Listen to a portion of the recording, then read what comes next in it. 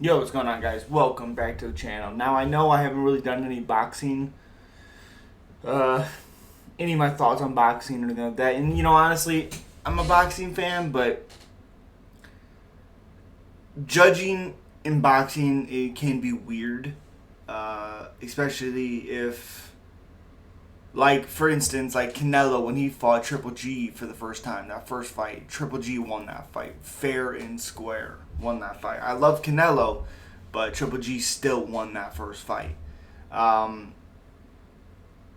that makes it a little difficult. But I wanted to get on here today and talk about Errol Spence and Bud Crawford, Terence Crawford. And the reason I want to talk about it is because this matchup is unbelievable, especially if we can actually get it to happen, which, by the sounds of it, they're not paying Bud enough or as much as he wants them to, which I understand. It's a big fight and he should be paid for it. And if you haven't listened to him on Joe Rogan's podcast, go listen to it. It's freaking awesome. He's really good, especially I think with his manager or trainer. I think maybe trainer, one of the two.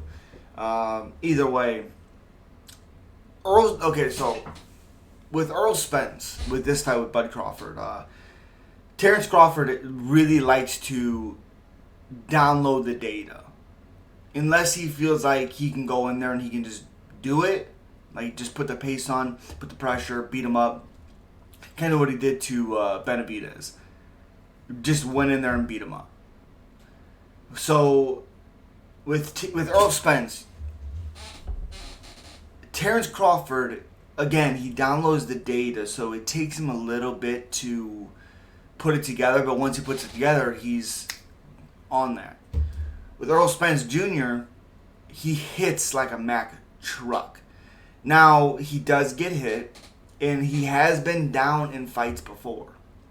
So, with Errol Spence, the thing is, can he withstand or stay in the fight long enough to maybe land that one shot? And we never really seen Terence Crawford hurt. We've seen him stumble a little bit, but we've never really seen him hurt.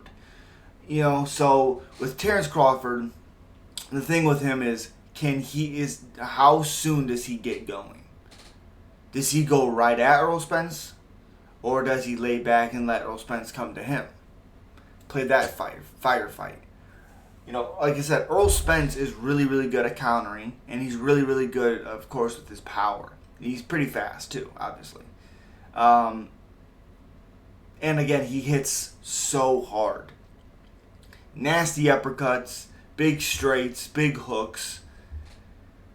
But he does get hit, and he is off balance sometimes when he throws, like he winds up.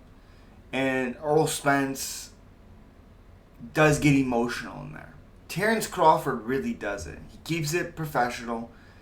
He throws combinations. He has beautiful stance switching stances, whatever. He has very, very good combinations. He's never really out of position to get hit back. The biggest thing for Errol Spence is cornering him. Getting Terence Crawford against the ropes, stopping the movement and being able to hit Terence Crawford. That's the biggest thing. Because out in the open and in space, Errol Spence is not really going to be able to do that. Of course, he's going to be able to hit him with some jabs and stuff, but he's not really going to let his hands loose unless he's against those ropes. And Terence Crawford needs to be out in space to win this fight. So it's a very interesting fight. I'm going to put a poll up. Let me know who you guys think could win that fight. I hope they can get it done. From the sounds of it, though, the negotiations have stopped again. So who knows what's going to happen. Let me know down below what you guys think could happen. Let's talk about it. And let me know if you guys want me to watch some of their fights, talking about individually them, and then maybe coming back and maybe if the fight actually is going to happen, coming back and we'll talk about the fight maybe live or something. But let me know down below, of course. Hit that subscribe button as hard as you possibly can. You guys know what it is. Peace.